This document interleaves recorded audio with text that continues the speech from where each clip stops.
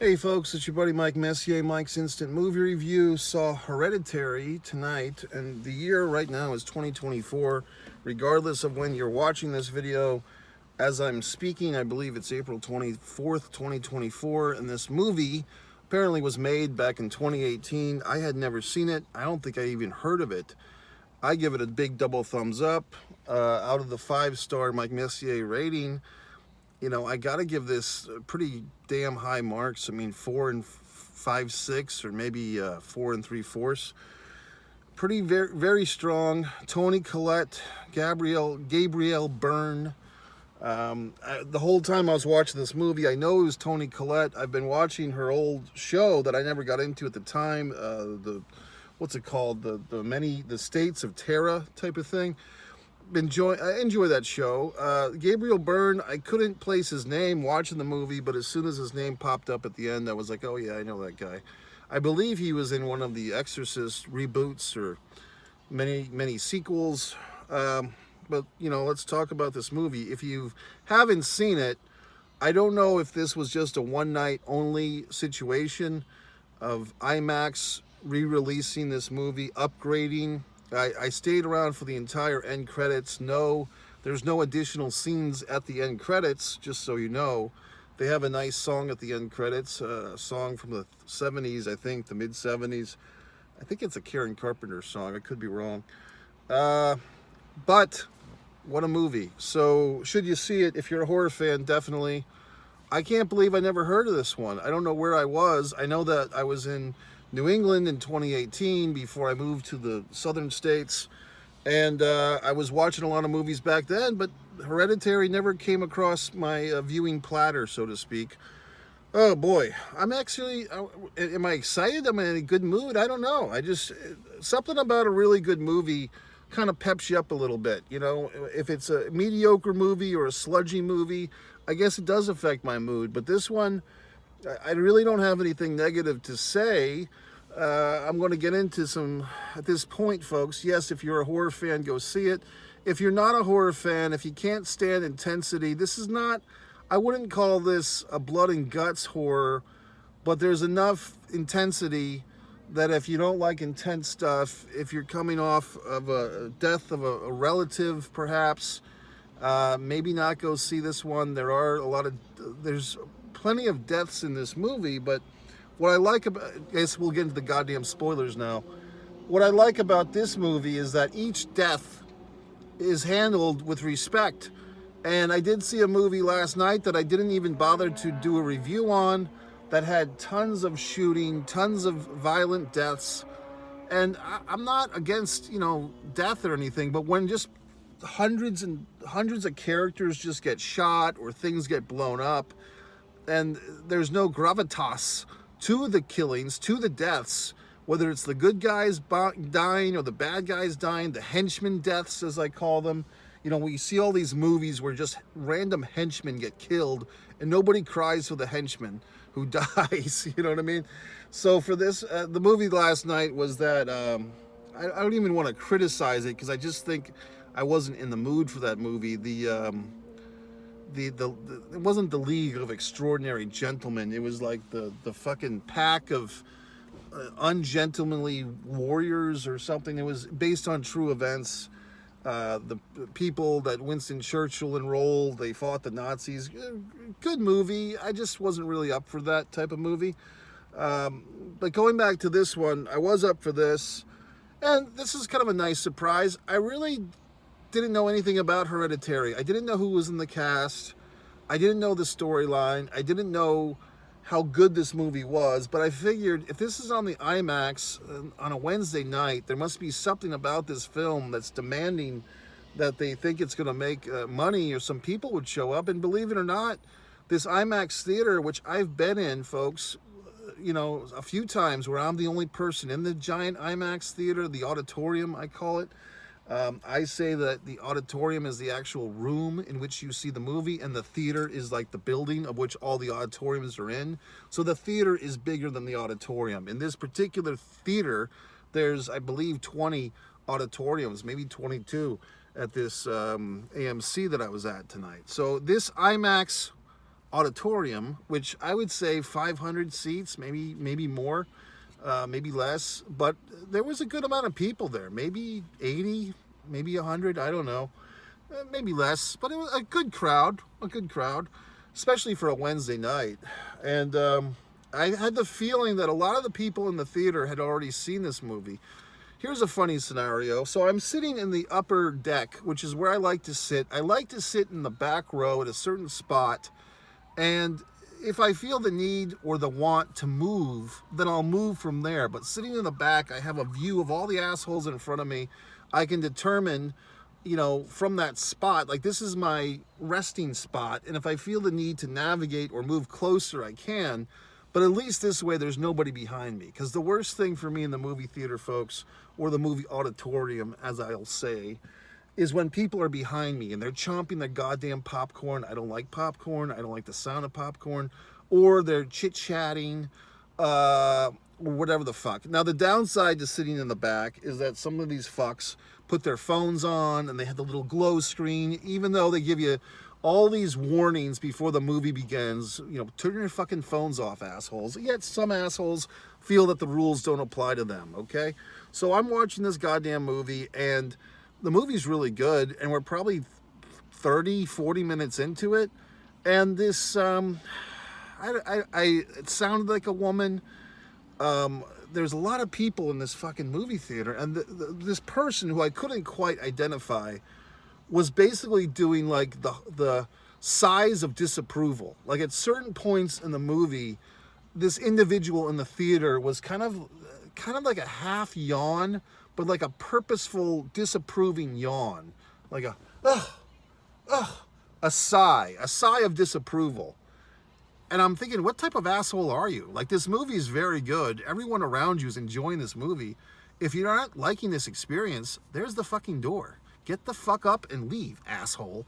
But and it seemed like maybe the person came to the movie at the insistence of whoever the fuck they were with. So this little passive-aggressive sigh of disapproval was their way of letting their asshole friend or lover or whoever the fuck know that they weren't having a good time. So why are you dragging us all through it, you fucking asshole? So anyway, I just say, I tolerated it for as long as I could.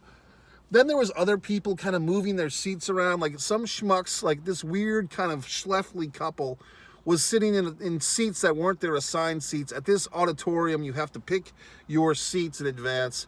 So they were like sitting in somebody else's seats. These other schmucks came in, like 4 of them, 10 minutes late. There's some car with their goddamn lights on over there that's annoying me. So these people come in. I'm going to put my window up. I don't want them listening to my review for free. Let them subscribe to One Like Messier. All these assholes are all around me. So now there's a vehicle behind me. What the fuck? Go away. World full of assholes. Go fuck yourselves, okay?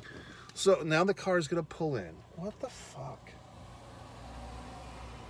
These goddamn creeps all around me. So I'm watching this fucking movie. And these schleppers are kind of in someone else's seats, but they weren't really in their seats. They were just close. That's a good one. Like when people have the assigned seats and you're not really in their seats, but you're close. Because that's what people do now. When you pick these seats, there's a certain unspoken word that you don't really pick a seat next to someone else. You try to avoid that as much as humanly possible. Like you always leave room for the Holy Spirit. You always leave room between you and some other party. Like we're still under, COVID rules here, folks. We're still observing the social distancing. So no one wants to sit next to a stranger is the point. So these 4 assholes are coming into the movie 10 minutes late, missed a bunch of stuff. They're coming in, and these other schmucks are moving, and they kept moving. And I don't know if the moving people were also the sigh of disapproval people. I feel that at some point the moving people moved because they were getting sick of the sigh of disapproval people. So it was very convoluted, and I was enjoying the movie so much. I just stood up, I grabbed my belongings, and I promptly moved. And this I don't do very often, folks. I moved closer to the screen so that I was literally, as the goddamn kids say for no reason, I was literally the closest person to the screen. So I was about 3 rows up for the handicapped line. That fucking car just left, so now I can speak freely. So I'm the closest person to the screen, and I'm sitting like on the left. I'm in my perfect angle. Some asshole had his feet up, like, you know what I mean? Like, that's a thing too. Like, I'm in this row, and the person behind me is a good 6 or 7 seats over, but they're cramming their little fucking sandaled feet into my row. Okay, I let it slide. I didn't go over there and, like, you know, tickle their feet or punch their fucking feet. I let it go. I'm a nice guy. So I'm watching the movie and I'm enjoying it. And it's very odd. I'm not saying it's odd. It's just what I liked about this movie, among other things, at each death, and now once again, fucking spoilers. We start the movie in a unique way. I mean, it's so simplistic, but I don't think I've ever seen this done before. The movie starts with an obituary on the screen of the grandma, okay? And we have, throughout this movie, we start with Toni Collette giving the eulogy, her character, I should say, to her mother, who she obviously had issues with. She didn't like her mother. And so you can see Toni Collette, what an actress. I mean, I think she might be one of those, like, actresses that everybody knows she's great, but, like, still we don't fully appreciate as much as we should. You know what I mean? And I think that United States of Terror show does a nice job of displaying all her significance. But with this, she's giving this eulogy, and she's really doing some wonderful actory type of stuff. She's using the opposites. If you've ever read Audition by Michael Shurtleff, she's using the opposites. Like, she's saying things, but you can hear that what she's saying is different than what she means. All these things. You see the creepy daughter, no offense to the actress, but the daughter they cast as the daughter, Charlie is the name of the daughter, creepy as fuck. Hope she's doing well. I guess she's 6 years older than she was when this movie was filmed, or whatever the fuck. But she was a creepy little kid, which always helps. I mean, I do say this. A lot of these horror films have a real good knack of casting really creepy children. Like I said, I just saw Abigail. I think there's a real person that was Megan, correct? So I'm assuming that was like a real actress, sort of, was how Megan was done. I'm not sure. But anyway, they do a nice job casting creepy kids. And this kid was creepy. Then the older brother, you know, I guess he's supposed to be 17 years old. I think he's supposed to be a junior or senior in high school. And the actor looked like he was a bit older. He was probably in his early 20s. Basically a stoner, basically a loser, which is fine. The dad, Gabriel Byrne, once again, I'm watching this whole movie, didn't realize it was Gabriel Byrne until the end. Sorry, okay? And don't be offended, Gabriel Byrne's fans. Don't hashtag me. Recognize Gabriel Byrne in Hereditary.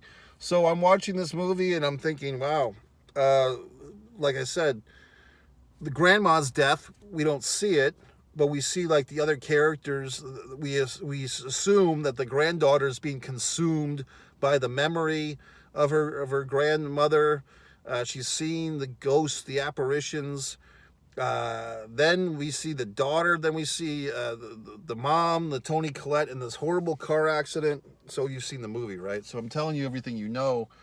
What a scene, you know, in that dinner tables, the daughter's death with the fucking head decapitation. My fuck.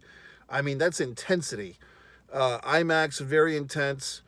And what I like about this movie, among other things, is this is the type of horror film, to me, that's not too far out of plausibility for actually happening.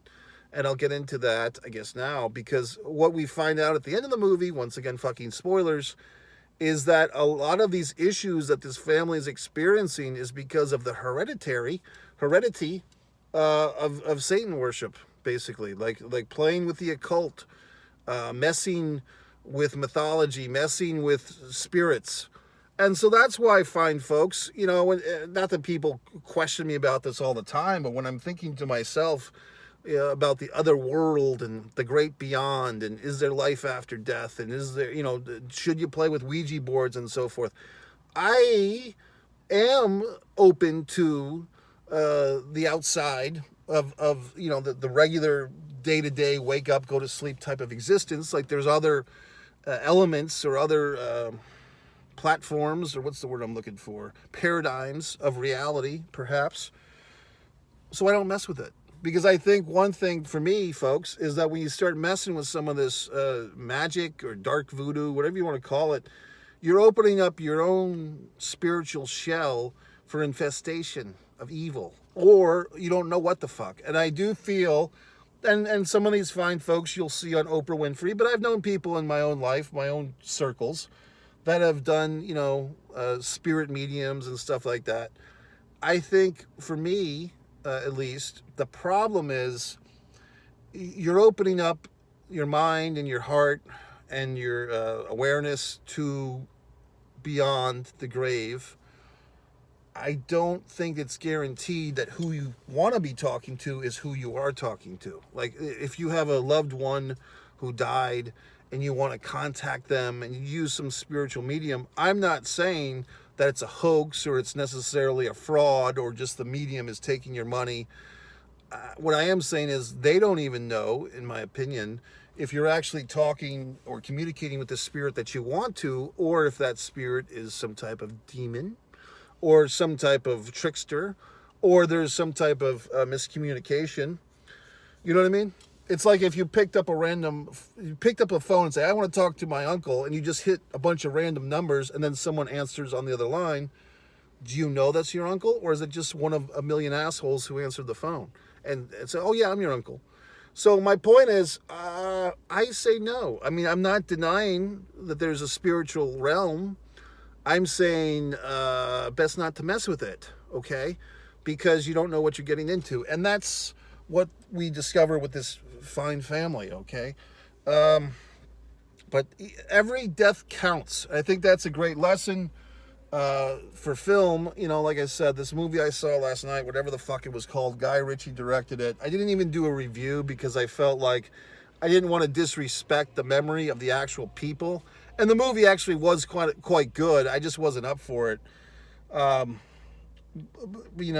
this one, how many deaths are in this movie? The daughter, grandma, but she happens before the movie starts.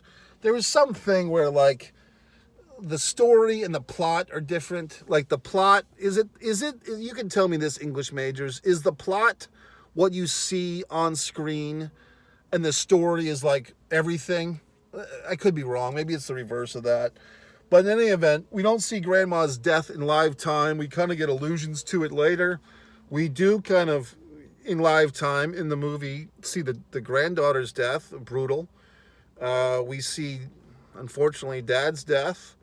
And then we see mom's death. And then we find out the hard way that our buddy there, the son, the pot-smoking son, is the chosen one of evil, of the whatever the fuck it was, the Northwest fucking Prince of Satan or whatever the fuck. So, to me, maybe where I lose a 6, like I'm almost giving this fucking movie a 5-star rating, folks, which I don't, this would have been the first. I'm not quite giving it 5 stars, I don't think. Close, though. There's like a sliver of information that we're not getting, which I'm actually fine with. I kind of like a little bit of a loose end, because when it comes to things like this, here comes some guy in a truck. Oh, God, all these assholes.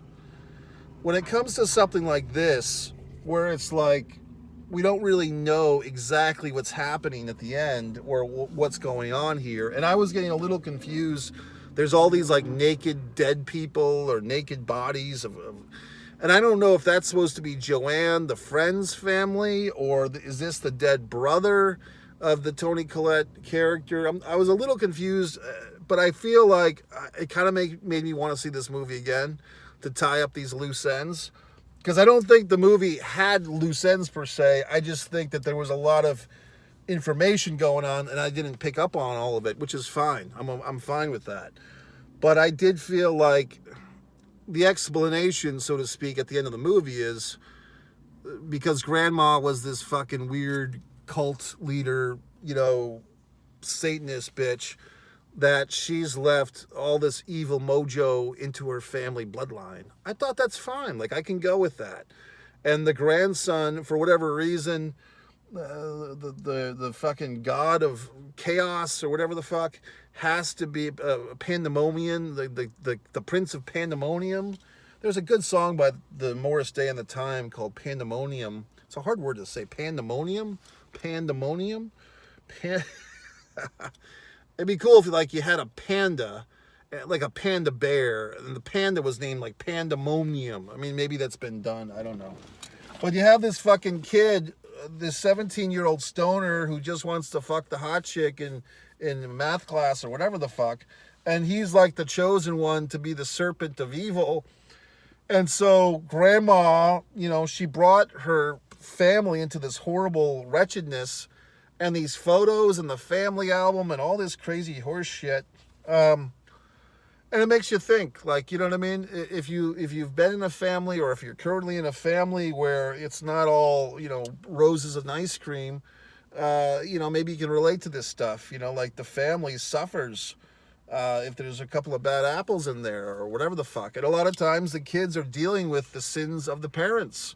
So I thought that was pretty goddamn good. I mean, I thought this movie really illustrated, I wouldn't even say mental illness. It's more like demonic spirits. And like I said, I don't think this movie is crazy as some might see this movie. Some might see this movie, oh, whatever the fuck. But to me, this is halfway to reality. I mean, a lot of it is through the perception of the mind, you know what I mean? But the mind's the most powerful force, really. I mean, that's how reality, in some regard, comes from people's perception of reality, right? So I thought it was great. I mean, there was a few, the fuckers with their feet on my row, which, no, I did not tickle their goddamn feet, but they were like applauding at the end. I gave it a couple of applauds. I was almost too stunned and enamored to applaud. Once again, I had the feeling, I could be wrong, that a good portion of the people in the audience were hardcore horror fans that had seen this movie before. I had not seen it before, and I was just very impressed. And once again, Toni Collette kind of inspires me. Some like that United States of Terror show. I think I watched 5 or 6 episodes. Then this is 15 years after the show ran, so it's not like I'm telling you anything you don't know. And then I kind of bailed on it. I mean, it was getting to be a little redundant, but I mean, her acting of doing all these different characters was quite wonderful in her acting prowess. You know what I mean? So this is one of these. I don't know if she's ever won an Academy Award or been nominated. She probably has. She's probably like a Golden Globe winner. You know what I mean? But I think Toni Collette was her first big thing. That was Mimi Driver. I was thinking of Muriel's Wedding. What was Toni Collette's? I think she was in some fucking movie like a long time ago where her character was like the what do you call it? Like the shy violet, like the wallflower chick. Like, oh, she's not that attractive, but then she blooms. I'm trying to remember what the fuck that movie was, but I mean, I think she might have been a little bit heavier at that time. Am I remembering this correctly? Because there was like 2 or 3 actresses around the same time. I want to say like there was Mimi Driver, Toni Collette, and a third one. They were all the lady from My Big Fat Greek Wedding. They were all kind of like in this little cluster of like the underdog girls, like the going against the thin waif of the Kate Moss or whatever the fuck. I don't know. There was just a little certain era in time that I'm remembering. Maybe you remember, maybe you don't. I don't give a fuck. But anyway, I enjoyed this goddamn movie, Hereditary.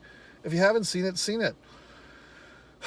What else? I'm trying to think if there's any other nuances. I'm sure I'll remember something before. The dog. I kind of forgot, like, where the fuck did the dog come from? Because suddenly at the end of the movie, there's this dog floating around in all these scenes, and I didn't miss any part of the movie, did I? Where did the dog come from? Or the brother that committed suicide.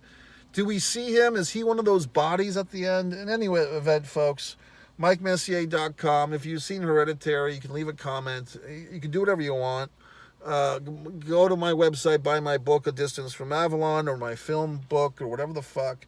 One Pro Wrestling and Sports Fan YouTube channel, one artist, Mike Messier, for my art. This channel, one Mike Messier, and all the other things. Have a wonderful week, folks. Good job, Toni Collette and Associates.